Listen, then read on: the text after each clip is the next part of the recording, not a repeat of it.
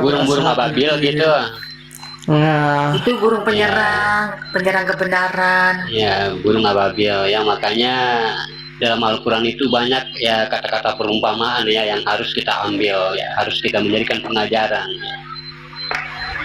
Kayak macam contohnya gunung apa gunung apa nih, gunung yang ingin dihancurkan oleh Allah saat Nabi ya Tursina. Nah, itu semua artinya bagaimana, artinya di situ sebagai perumpamaan jika Allah menurunkan, artinya Nabi ini menampakkan wajahnya Allah, gunung Tursina itu akan hancur.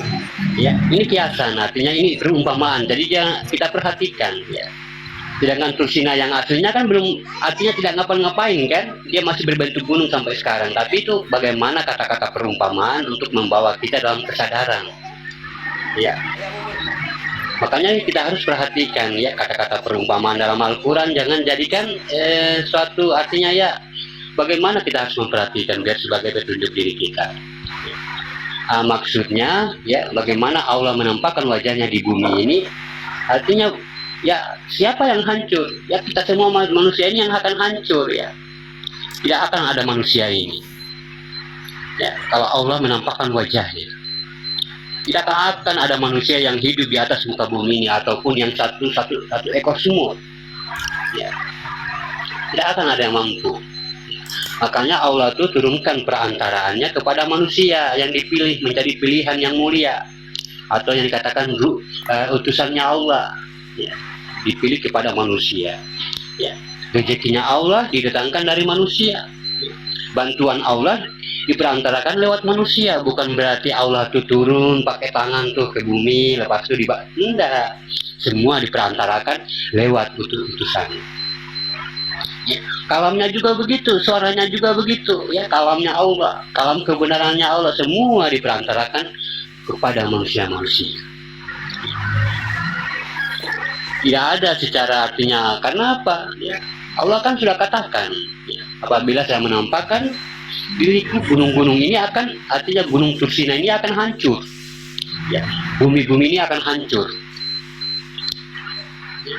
Jadi kita harus paham di situ sahabat beriman ya. Ya artinya mengartikan bagaimana kita dipahamkan bagaimana sesungguhnya Tuhan itu tidak jauh dalam diri, seumpama kita ini jauh dari Tuhan atau Tuhan itu artinya sudah keluar daripada diri kita, kita akan tidak ada di situ ya. Itu tidak akan ada ya. Hancur kita semuanya ya.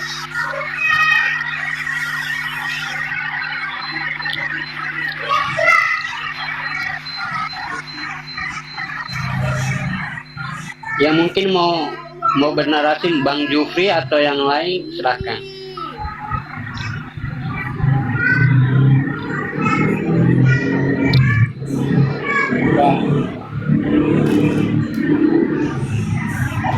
Silakan.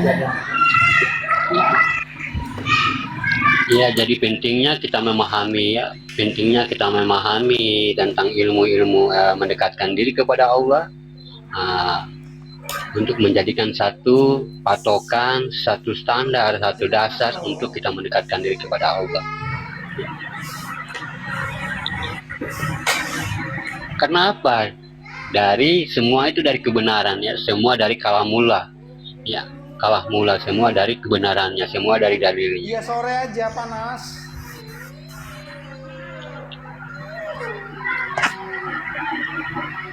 Di sini. Gak tahu deh ya. Bang Alan cuti ya Bang Alan? Wah, yang mau iya cuti ya Bang, udah cuti alhamdulillah, besok cuti. Besok lagi cuti. Pas gerimis, pas hujan, ada kopi di samping, lepas tuh baring, wih, selimut, mantap tuh dengerin musik. Aduh, masya Allah, nikmat apa lagi yang kau dustakan ya Allah. Itulah.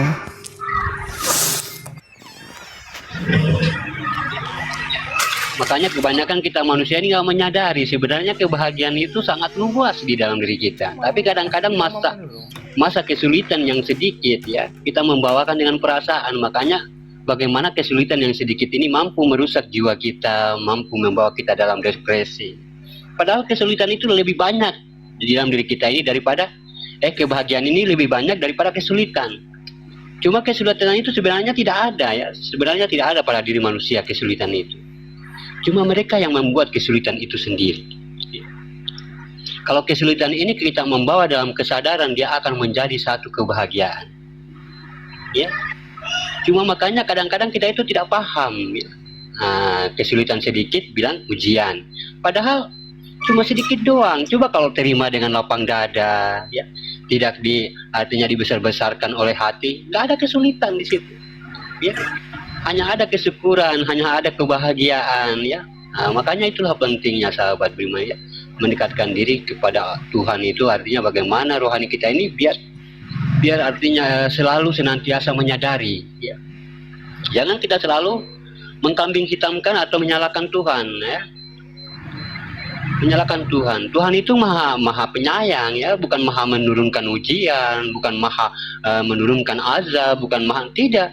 Semua azab yang kita perbuat itu dari diri kita. Yang membesar-besarkan itu adalah diri kita. Ya, Allah itu maha Rahman dan Rahim, ya. Allah tidak maha kejam, tidak. Atau ada kata-kata maha kayak gimana, maha gini, nggak ada. Maha ujian, nggak ada. Ya. Allah itu, kamu mau berbuat baik, ya Allah tuh, ya. Kita mau berbuat baik, mau berbuat salah, mau berbuat dosa sebanyak-banyaknya, tidak akan juga menguntungkan Tuhan. Tidak akan pernah mau menguntungkan Tuhan atau membanggakan namanya, tidak. Ya. Dia tetap Tuhan. Dia tetap Tuhan. Cuma ini untuk kebaikan kita semua. Ya. Tuhan melakukannya untuk kebaikan kita semua. Ya. Biar kita selamat dunia dan akhirat. Mau berbuat baik ya silakan, mau patuh ya silakan, mau tunduk silakan, mau tidak baik ya silakan. Dia tetap jadi Tuhan kok. Tetap dia di maha yang tinggi, tidak akan menurunkan derajatnya. Inilah yang kita harus ambil kesimpulan untuk menyadarkan diri kita.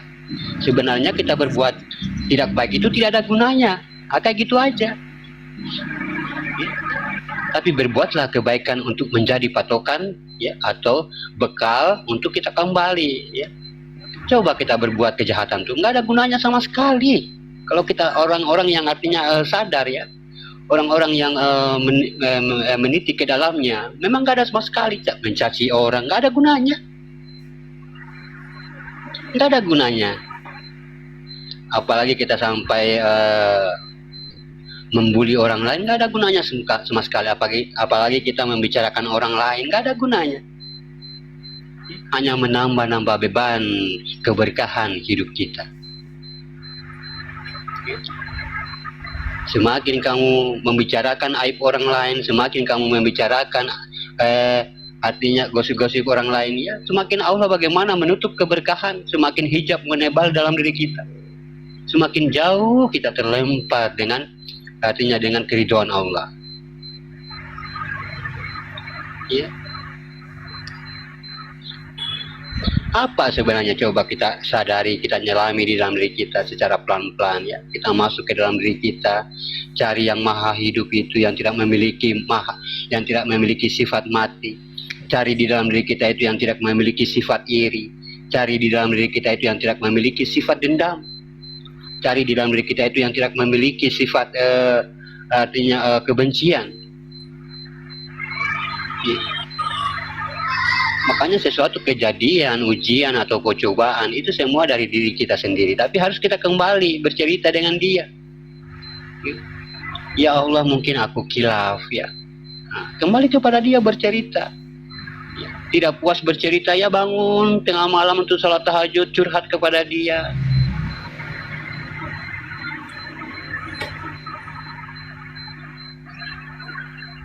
Allah tuh sangat merindukan kita sahabat beriman.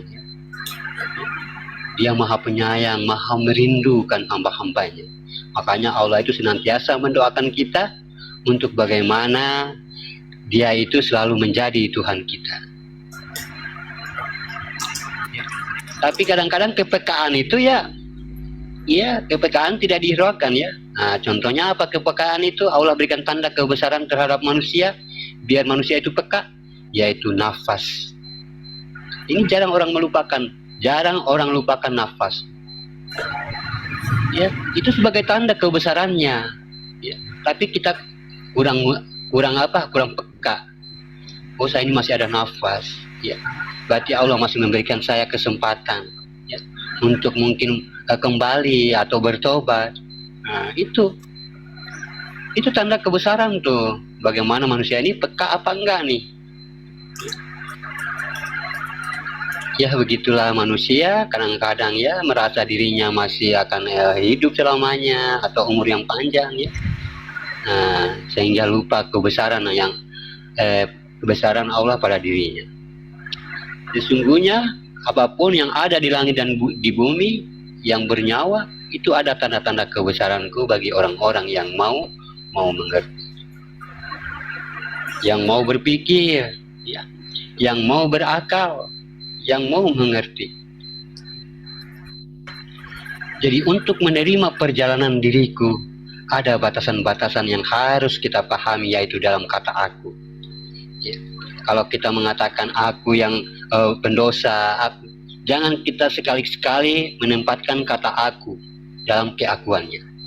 Ya. Jangan sekali-sekali kita menempatkan kata aku untuk menilai zohirnya. Ya. Bisa kita mengatakan saya atau gua atau yang lain, tapi jangan sekali-sekali kita mengatakan aku. Ya, aku untuk menilai zohirnya. Contohnya aku tempatnya maksiat. Nah, itu sudah merendahkan keakuannya, merendahkan juga kodratnya. Kata aku ini ada batasan makom, yaitu tentang batasan wujud, maujud, dan wujud. Aku pada maujud, aku pada wujud, aku pada wujud. Itu adalah batasan kaji. Yang mana perbuatan aku dan maujud itu disebut dengan kodrat. Sementara aku pada wujud disebut dengan batin, dan aku pada wujud disebut dengan sir. Itu batasan kaji. Tidak bisa kita keluar dari diri kita. Ya, kita kaji harus yang terjadi. Nggak bisa belum yang terjadi dikaji, nggak bisa. Itu bukan satu kebenaran, tapi satu angan-angan, satu hayalan, satu praduga. Ya, itu salah satu kebohongan. Ya. Rahasia dengan berdirinya adanya aku, wujud aku pada wujudku, dan aku pada maujudku, itu disebut dengan aku pada ketuhanan. Berarti kita sudah dapat 4 pengakuan aku. 4 pengakuan aku yang terakhir adalah simpulan, yaitu aku dalam ketuhananku sendiri.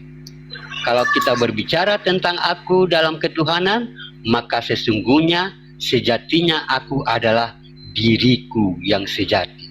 Sejatinya aku adalah diri yang sejati. Itu yang disebut dengan kata aku. Aku adalah aku, sembahlah aku, sholatlah kepada aku, sujudlah kepada aku dan aku. Aku di dalam aku dan aku adalah aku. Ini adalah artinya suatu pernyataan.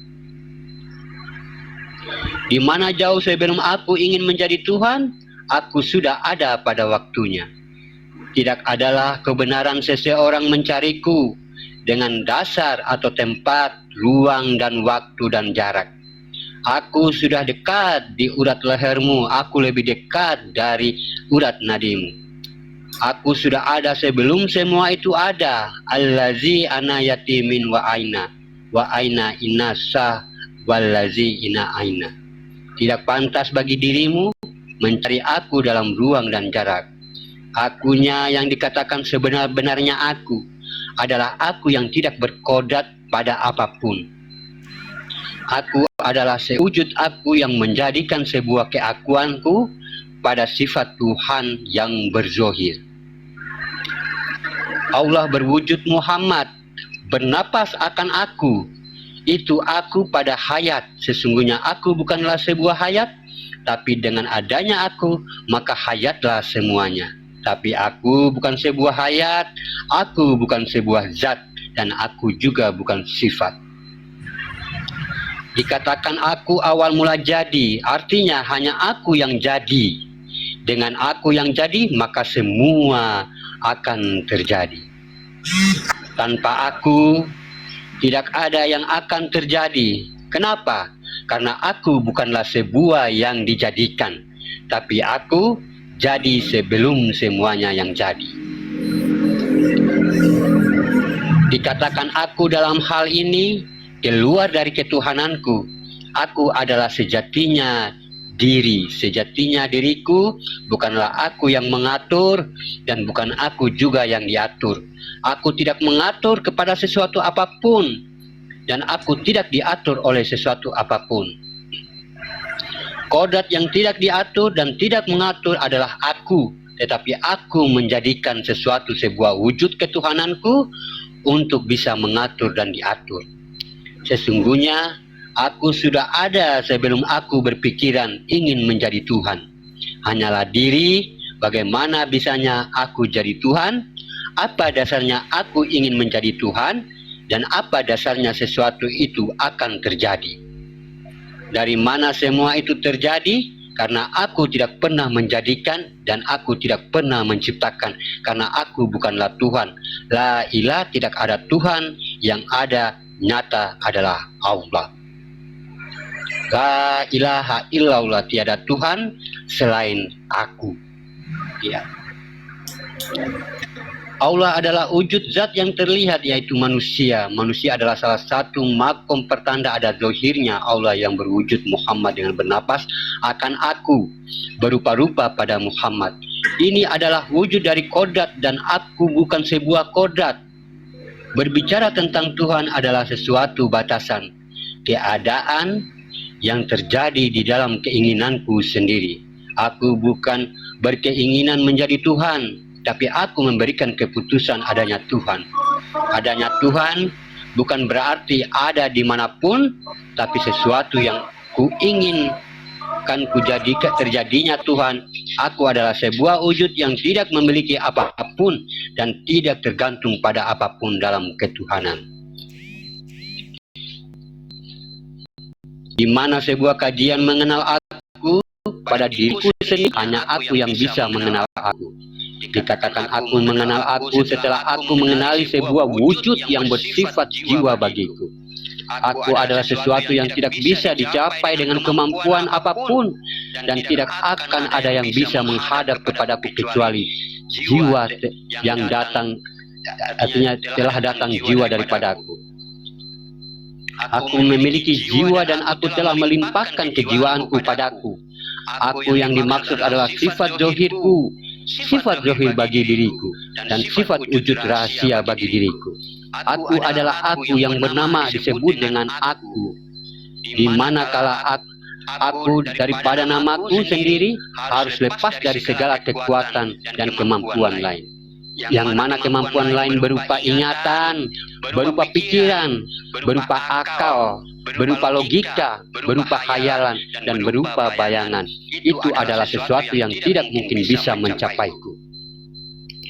Mencapai aku hanya dengan satu syarat, berdirinya sesuatu yang hening di dalam sesuatu yang kosong. Disinilah jiwaku mendirikan sebuah naluri hati kepada aku sendiri. Yang mana naluri hati akan menghadap kepadaku dengan kodrat napasku. Napasku adalah satu napas yang bersifat batin abadi bagi diriku. Batin abadi, tempat persembunyian aku, adalah aku yang bernama aku. Batin abadi hanyalah bisa menjadi suatu junjungan Tuhan. Lillahi yang dikatakan adalah Tuhannya hidup. Batin yang abadi adalah suatu makom bagi diriku. Batin murni yang mana aku berdiam di dalamnya. Kalaulah nyawa itu ada, tetapi nyawa itu tidak akan bergerak. Tapi kenapa kita mengalami suatu gerakan? Sesungguhnya aku yang mengatakan dia bergerak. Mana aku yang bergerak, dikatakan aku yang menjemput dan aku yang mengantar pula. Apakah ada sesuatu yang akan kujemput dan yang kuantar setelah jiwaku meronta-ronta dalam berkehendak? Dalam hal ini, aku menerima kehadiran jiwaku dengan sebuah rasa. Jiwaku berdiri di dalam kekosongan yang mana menemui sebuah nafas. Nafas itu adalah dikatakan dengan ilahi atau dikatakan dengan Tuhan. Kalaulah wujud itu mengatakan nafas itu adalah Tuhan, maka di dalam nafas itu adalah aku, dan Tuhan itu adalah aku. Menjunjung tinggi kepada nafas sebagai batin abadi adalah kewajiban bagi jiwaku. Bagaimana bisa jiwaku menjadikan Tuhan atau batin abadi itu sebagai junjungan kalau dia dalam kemelut zohir, sibuk dengan berkata dan sibuk dengan melihat.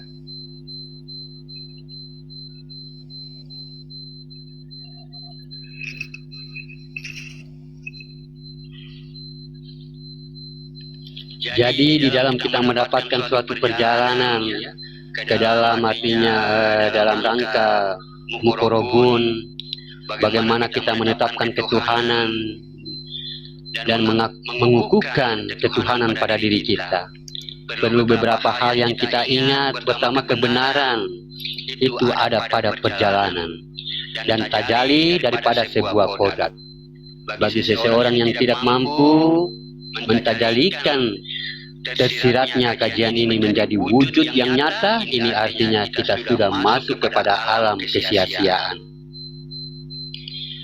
Barang siapa sahabat beriman, ya, bukan saya di sini mengatur, ya, tapi bagaimana pemahaman yang saya sampaikan selama ini harus kita kukuhkan, kita harus jalani, kita harus kerjakan, biar tidak menjadi sebuah artinya amalan yang sia-sia.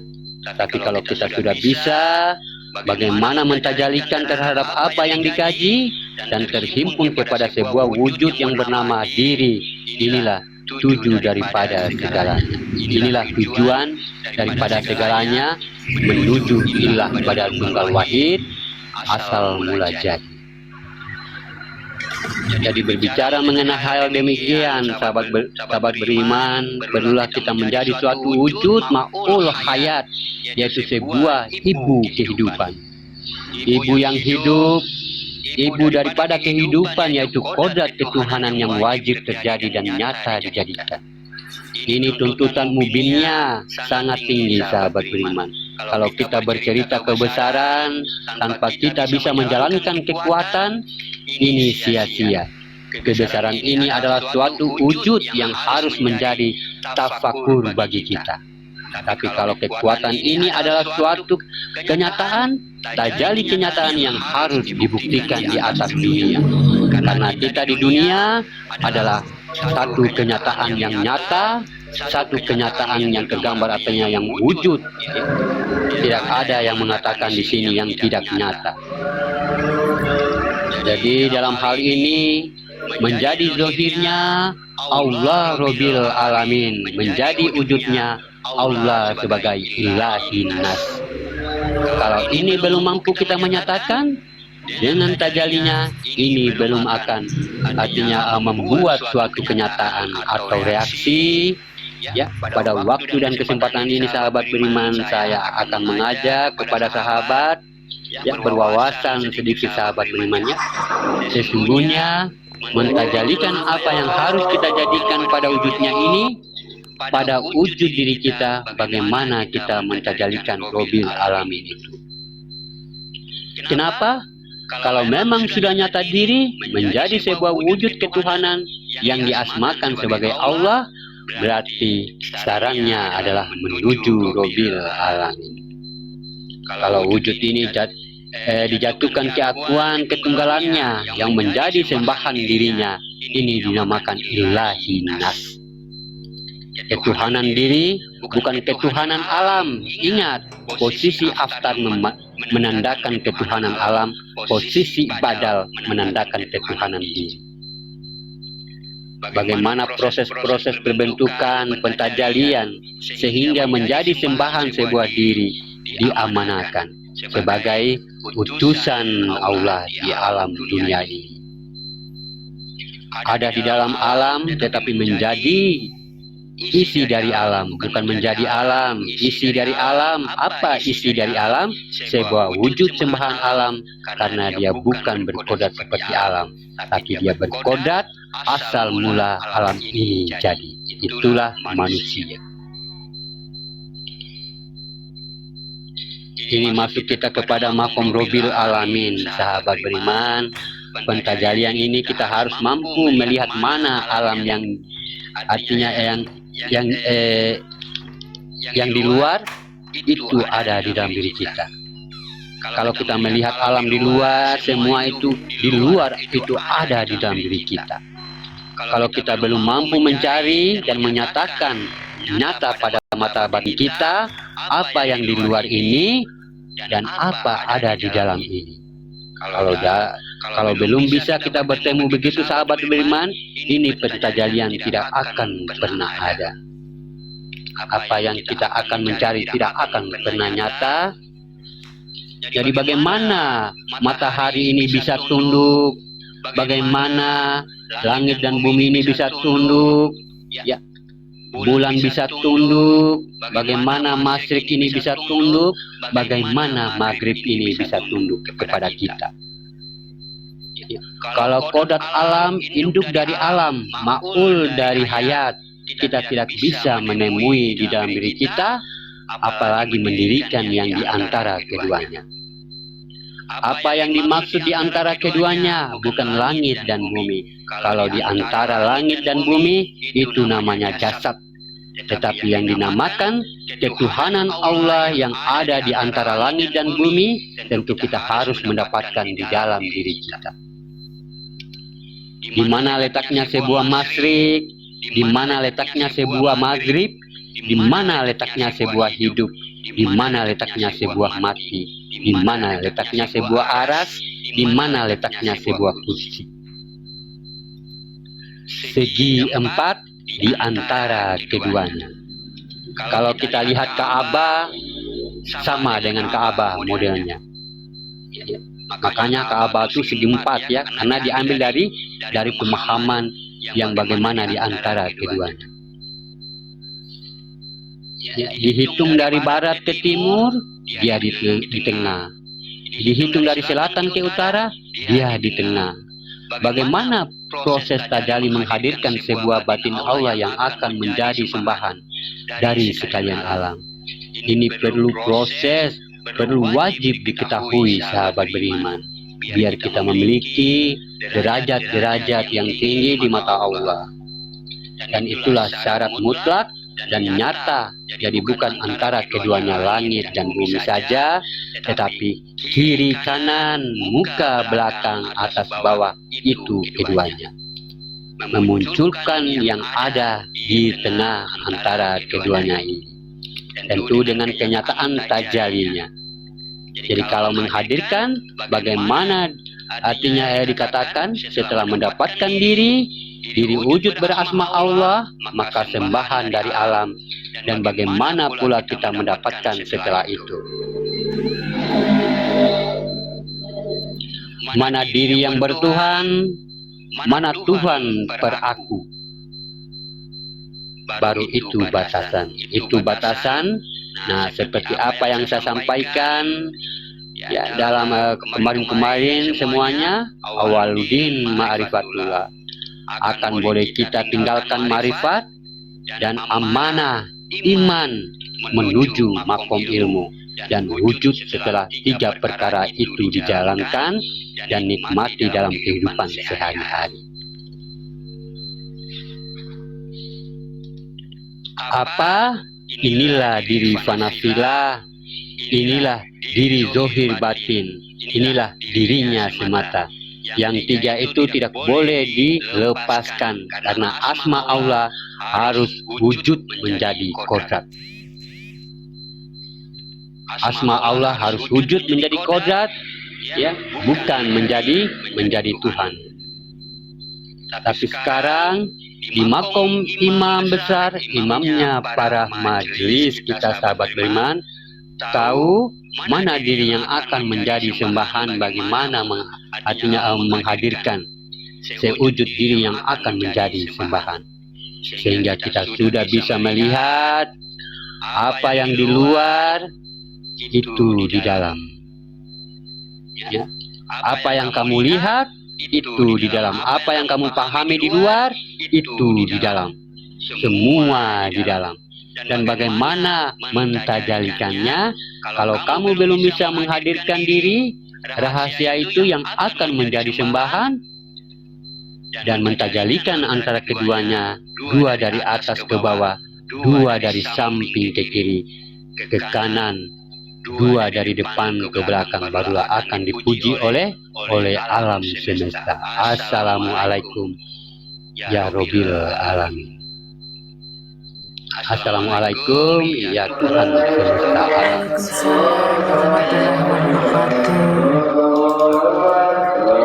Jadi dengan kata-kata, segala puji bagimu ya Allah, Tuhan bagi kami semesta alam.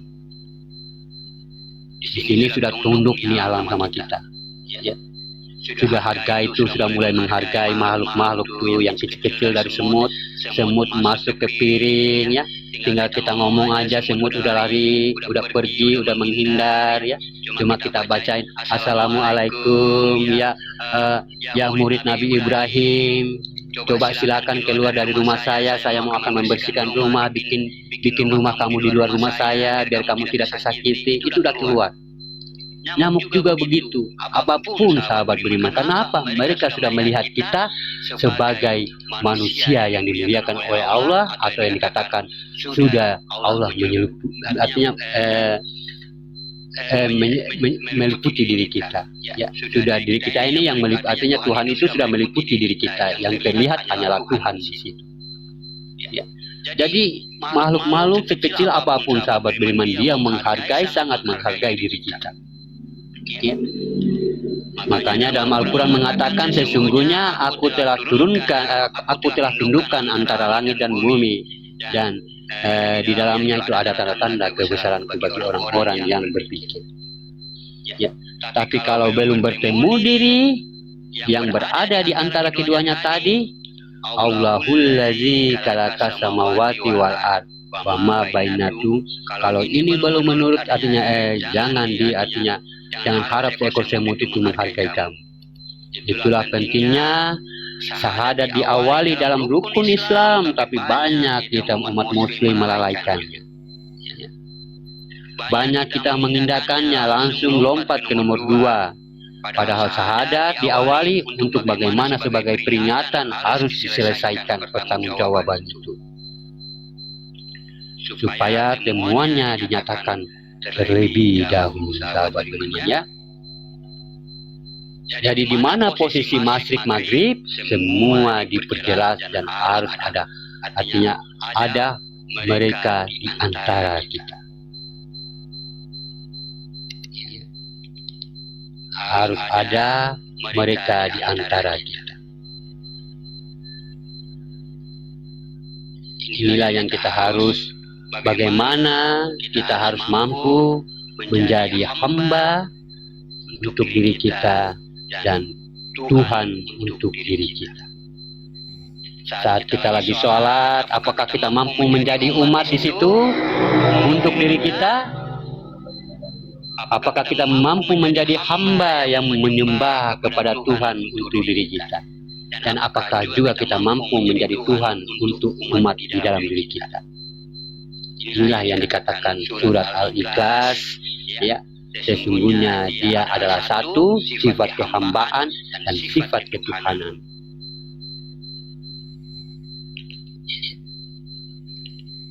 Dan itu kita harus memahaminya sahabat berimannya saat lagi kita sholat ya. Sesungguhnya inilah gerakan ya. Gerakan ini adalah sifat ya. Yang menggerakkan adalah sifat ya. Dan yang wujud itu adalah bagaimana dia sebagai sifat, artinya melayani Tuhannya ya. Dan juga begitu sahabat berimannya saat kita keluar dari sholat ya, bagaimana kita untuk menjadi Tuhan kita sendiri, Tuhan untuk diri kita sendiri. Harus kita artinya jalani sahabat berimannya. Tuhan untuk diri kita sendiri. Artinya bagaimana Tuhan itu sudah menyelimuti diri kita. Kita takut kepada diri kita merasa was-was kepada diri kita. Jangan kita membawa diri kita di perbuatan yang keji-keji. Ini perjalanan Tuhan. Tuhan untuk diri kita sendiri. Nah, nanti sifat-sifat alam ini, artinya kalau sifat di dalam diri ya kodrat iradat, ya. Nah, itu dia senantiasa melayani kita. Nah, kodrat iradat inilah kalau di alam ini, kalau keluar dari diri kita, inilah alam semesta tuh. Dia akan melayani kita, sahabat beriman. Inilah terjadinya para yang dikatakan makhluk-makhluk kecil atau seperti hewan. Kalau kita dalam sholat, ya bagaimana kita ini merasa, artinya jangan di situ kita merasa. Sesungguhnya hanya Allah yang di situ yang sholat, ya. Hanya Tuhan yang berdiri di situ. Kita merasa hanya Tuhan yang berdiri dan gerakan ini adalah hamba, sifat kehambaan bagi dirinya. Ya. Dia ruku, dia sujud, ya, yang melayanin Tuhannya ini. Dan begitu pun juga kita keluar dari ibadah kita, dari sholat kita. Apakah kita mampu di situ mentajalikan perjalanan Allah dalam diri kita, bahwa yang berjalan, yang memperjalankannya adalah Tuhan? Apakah kita di situ ada sifat was-was untuk bagaimana kita mampu mencegah perbuatan keji dan mungkar untuk diri kita ini? Apakah kita mampu untuk menterapikan diri kita ini untuk menjauhi perbuatan maksiat? Kalau memang diri kita ini adalah Tuhan, kalau memang diri kita ini adalah perwujudan Tuhan, atau yang dikatakan yang dikatakan zahir ini sudah dikuasai oleh Tuhan. Sebenarnya kita ini manusia tidak ada sama sekali. Semua dia yang zahir berupa-rupa pada Adam, itulah tanda-tanda kebesarannya. Tidak ada manusia. Ya. Kalau kita mau ambil secara artinya kebenaran, tidak ada manusia. Kita ini hanya numpang hidup. Ya. Yang hidup juga itu dipinjam, entar juga nanti diambil.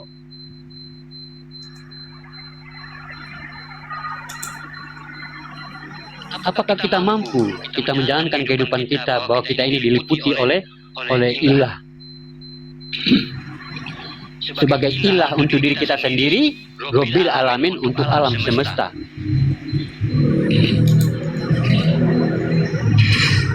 Di sini bukan kita mengaku menjadi Tuhan, sahabat beriman, bukan kita mengaku menjadi Tuhan, tapi bagaimana Tuhan itu, apakah kita ini sudah mampu, rasa ini, Tuhan ini menyelimuti diri kita.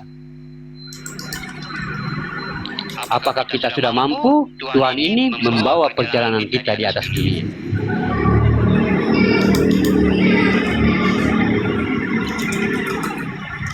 Kodrat, iradat, ilmu itu kodrat. Ya, kodrat, iradat, ilmu itu kodrat. Ya, tidak boleh lagi dikasih nama. Dia memang Tuhan. Bukti Tuhannya apa? Dikala dia sendiri, ya, dia dilayanin oleh sifatnya sendiri, dan sifatnya ini ditanamkan pada zatnya Allah, zat yang bernama Allah, untuk disembah sekalian alam. Itulah diri. Cuma mentajalikan diri ini menjadi sembahan harus berada di antara keduanya. Ini masalahnya.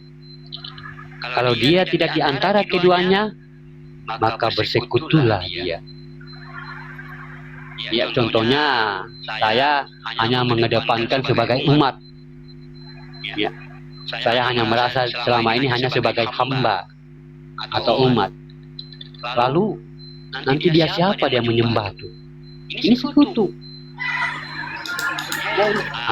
Terus lagi saya sudah mampu bertajalli sebagai bagaimana Tuhan itu menguasai diri saya. Ya, bagaimana Tuhan itu sudah mampu, artinya bagaimana saya sudah mampu bahwa Tuhan itu sudah menguasai diri saya. Lalu di mana jadi umat? Yang mana jadi umat ini? Umat untuk orang lain. Berarti kalau umat untuk orang lain, berarti kamu sudah kafir di situ, sudah mengaku Tuhan kepada orang lain. umat, untuk diri kita. Ya. Kalau kita jadi Tuhan, lepas itu kita mengaku ya, diumatkan mana umatnya nih, mana umatnya nih. Ini kita sudah mampu nih mentajalikan Tuhan, mentajalikan rasa Tuhan untuk menyelimuti diri kita. Lepas itu mau cari di mana, mana umatnya, mana umat. Sama orang lain, kalau sama orang lain itulah kafir kita, karena sudah menyekutukan. Ya, sudah membandingkan dirinya dengan orang lain. Begitupun juga kita mengaku diri kita hamba, seumur hidup kita ini hanya hamba, umat, apalagi umat itu kodratnya Nabi Muhammad, ya. Umat itu kodratnya Nabi Muhammad, itu iman. Kalau hamba itu artinya itu masih jauh juga, sahabat beriman. Ya, bagaimana dia jadi hamba? Berarti hamba ini menatap kepada Tuhannya, dan dia begitu juga. Dia mampukah rasa ini menyelimuti dirinya? Yang menyelimuti dirinya adalah Tuhan. Hamba adalah untuk dirinya sendiri.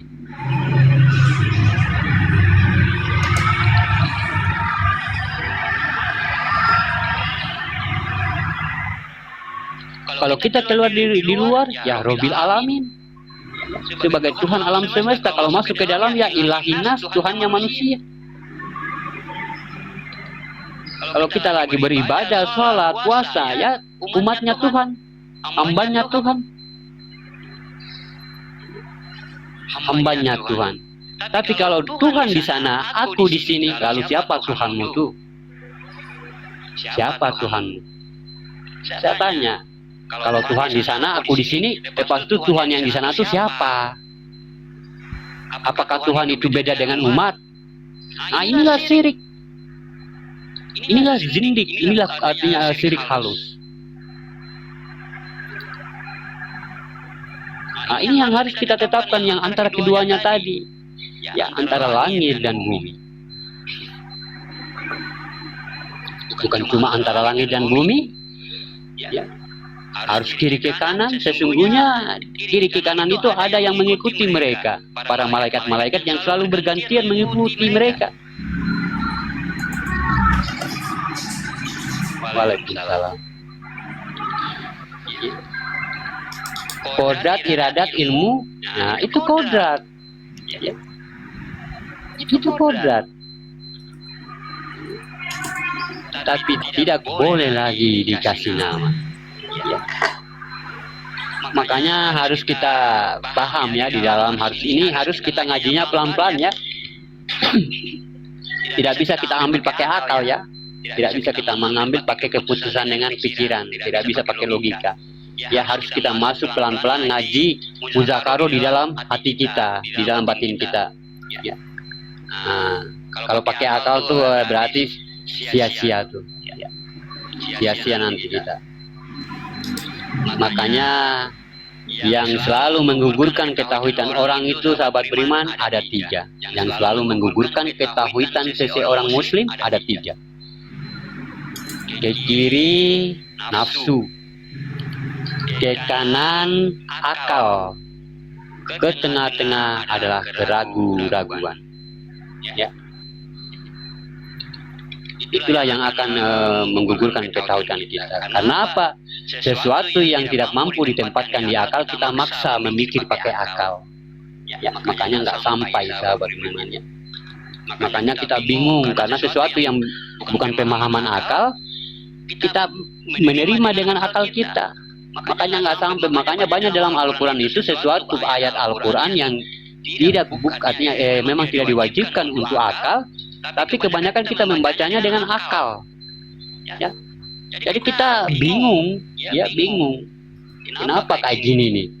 Ya, kenapa kita memahami Al-Quran dengan akal? Padahal posisinya yang ayat tadi sekian-sekian artinya tidak untuk akal. Ya, ada sebagian untuk akal dan ada juga sebagian bukan untuk akal.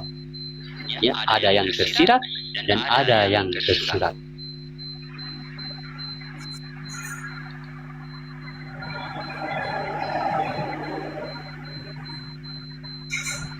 Ya, jadi sahabat beriman ya, di dalam menjalankan perintah Allah, apapun wujud dari perintah tersebut ya, terutama entah itu langsung ataupun tidak langsung, ini harus kita kukuhkan, sahabat beriman ya.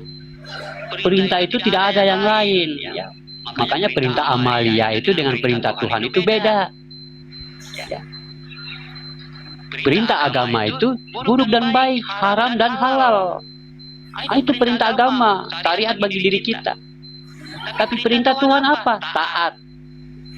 Tunduk. Tunduk itu apa? Syahadat, syahadah, ahad. Itu tauhid, ya, itu tauhid. Itu perintahnya tuh, harus tunduk, patuh dan taat. Nah, itu perintah, ya.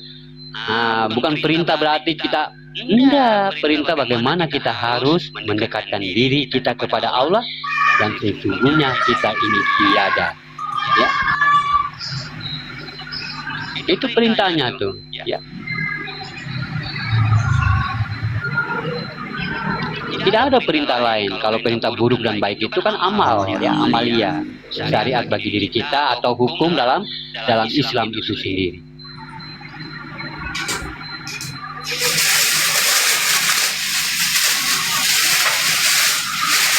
Jadi perintah Allah itu hanya itu aja ya, hanya bagaimana kita harus kembali. Kembali itu bukan berarti harus meninggal ya, bukan berarti kita harus meninggoy, bukan kita harus kayak gimana. Kembali itu bagaimana kita mematikan diri kita, itu kembali.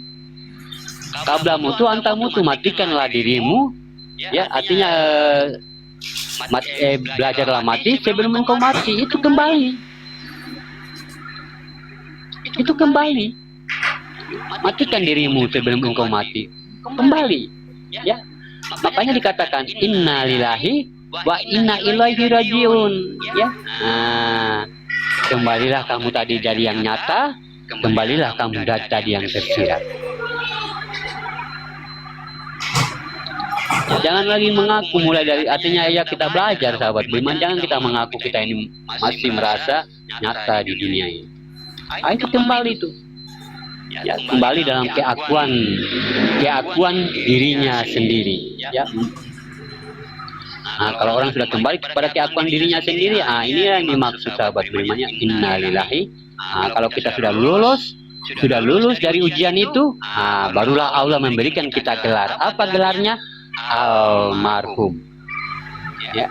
Kalau untuk perempuan almarhumah ya. Makanya itu gelar bukan untuk orang meninggal, itu orang-orang yang sudah belajar mati sebelum mati ya, gelarnya almarhum dan almarhumah itu ya. Nah, itu mana hakikatnya sahabat beriman ya.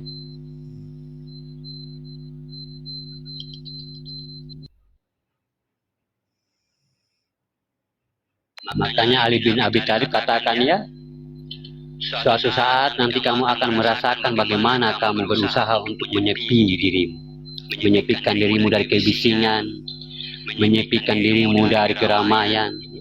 Kenapa? Di situ kesadaran sejati mulai muncul. Ya. Kenapa? Orang yang saya katakan lagi ya, kenapa kadang-kadang kesadaran itu mulai muncul? Kesadaran seseorang itu, kesadaran sejati mulai muncul. Kenapa? Orang yang mengatakan Tuhan di sini, aku di sana, itu orang yang paling menyulitkan dirinya. Allah di sana atau di langit itu orang-orang yang paling menyulitkan dirinya. Ya. Nah, kadang-kadang kalau sudah capek ruhani kita ini ya, kadang-kadang kalau sudah capek ruhani kita ini, kadang-kadang dia memberikan petunjuk isyaroh. Ya, isyaroh lewat zohirnya, lewat gitarannya. Kenapa tiba-tiba saya menyepi? Kenapa? Ruh kita ini sudah, artinya bagaimana kesadaran sejati tadi sudah mulai muncul. Saya sebenarnya Tuhan saya ini siapa? Gitu. Apakah memang Tuhan saya ini tidak bisa dilihat?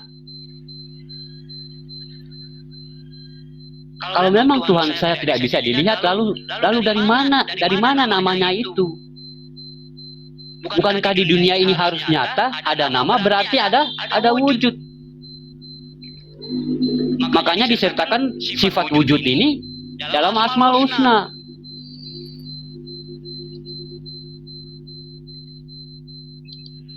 Di situ kesadaran sejati mulai muncul. Mulai kita menyepi, zahirnya itu mulai menyepi, mulai artinya menyendiri, ya itu merenung, ya merenung, bertanya dengan hati yang dalam, ya bertanya dengan hati yang dalam, bertanya dengan hati nurani kita. Ya, saya ini sebenarnya sudah lama, tapi saya sudah rajin sholat, ya. Saya sudah rajin puasa, saya sudah rajin hijrah, tapi kenapa hidup saya masih terombang-ambing dengan perasaan, masih terombang-ambing dengan ujian, masih terombang-ambing dengan artinya kehidupan bagaimana? Itu kesadaran sejati itu yang berikan isyarat kepada kita. Udah capek di situ, ya. Sholat udah capek, ya. Beribadah udah capek, tapi nggak pernah mendapatkan keberkahan. Udah capek. Ini harus kita menyadari. Kan dalam sholat kan udah kita mengatakan, ya Allah, luruskan jalanku, berikan aku rezeki, berikan aku kesehatan. Itu dalam sholat, makanya sholat itu doa. Tapi kalau kamu tidak mendapatkan yang itu, berarti sholatmu ada gangguan, ada yang salah. Rabbi ghfirli warhamni wajuburni, itu yang kita ucapkan. Kalau sholatnya itu benar, ini akan muncul. Ya Allah, berikanlah aku kesehatan, jalan yang lurus, rezeki. Tapi kalau sholat kita nggak benar, ini kita tidak akan mendapatkan.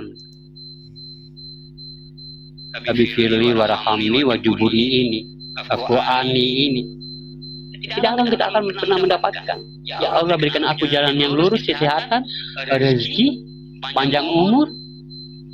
Nah, inilah doa. Tapi kebanyakan kita habis sholat berdoa pula tuh. Habis sholat itu ya al-zikri. Dirikanlah sholat untuk mengingatku. Bukan berarti kita sholat sambil mengingat.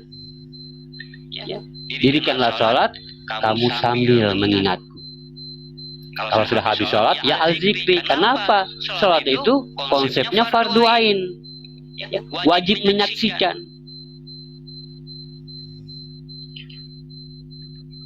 Bukan al-zikri dia. Inilah yang harus kita capai, sahabat beriman, ya.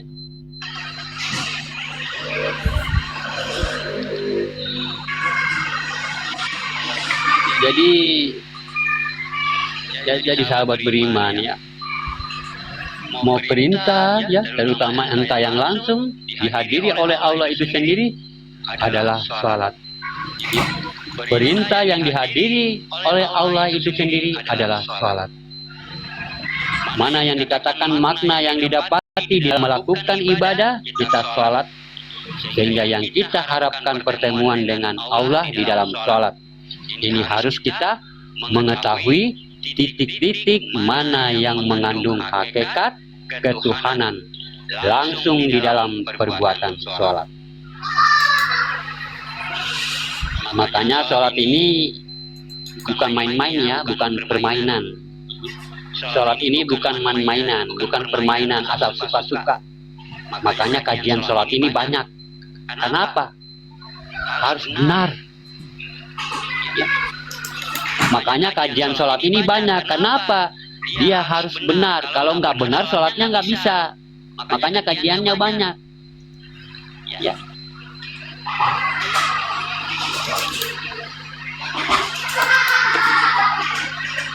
Tapi kalau kita sholat masih, ya, kita masih mengandalkan pahala, sholat kita masih ingin dipuji, sholat kita mau pengen masuk surga, sholat kita semangat karena takut api neraka, mungkin sholatnya mungkin untuk harus dipuji mertua, ya, atau harus dibilang alim, ya. Ini sholat apa ini? Ya.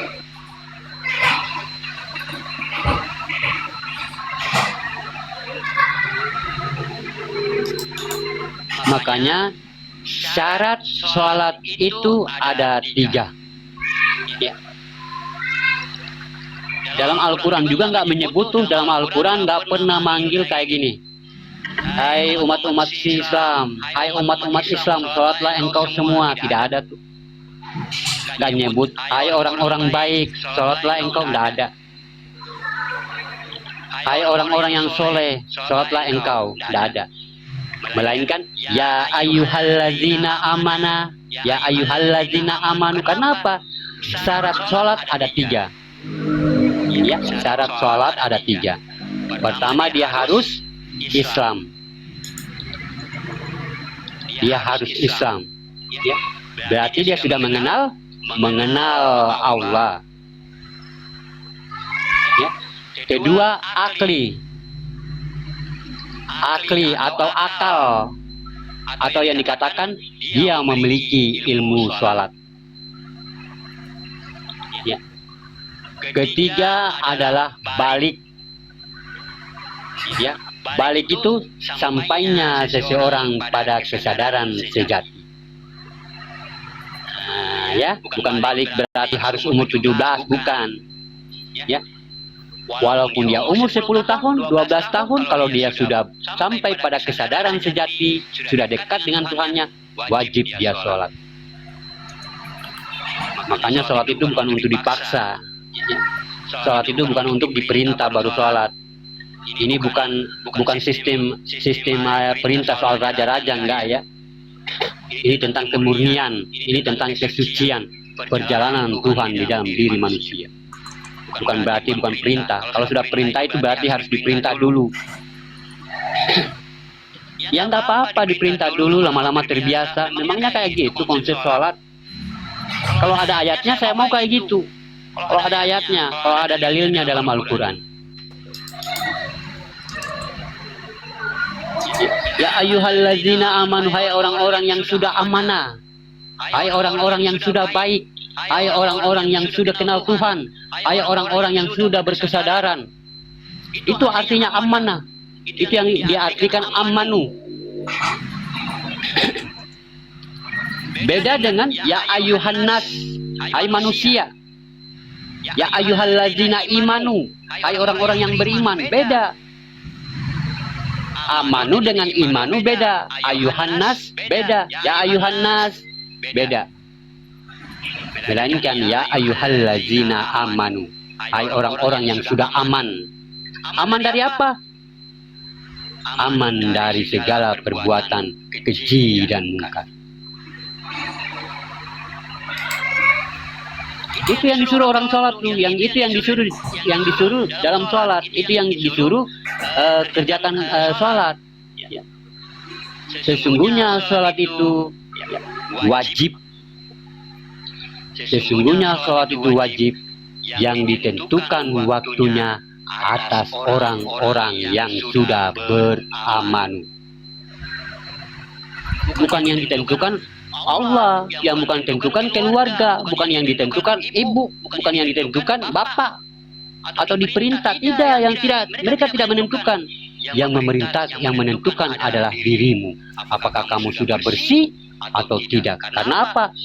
Salat adalah perjalanan ruhani, bukan perjalanan artinya main-main.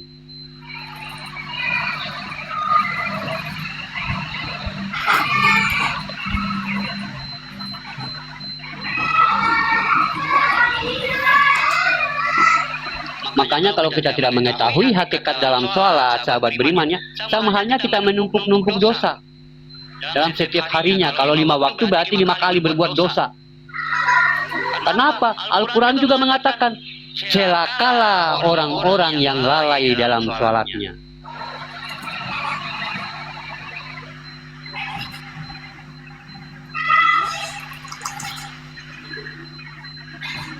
Jadi ini harus kita kembali kepada rukun Islam yang pertama. Kita harus kembali kepada rukun Islam yang pertama ya, untuk mengetahui yang mana Tuhan, yang mana hamba. Makanya dikatakan asyhadu alla ilaha illallah wa asyhadu anna muhammadar rasulullah. Mana Tuhan, mana hamba. Mana ilah, mana sifat.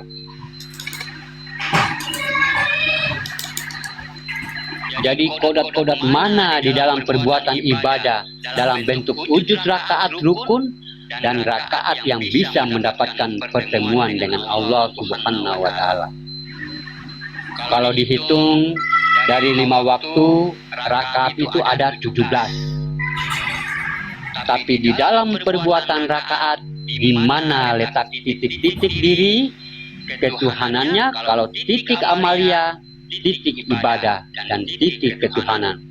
Itu wajib kita tahu di mana keputusan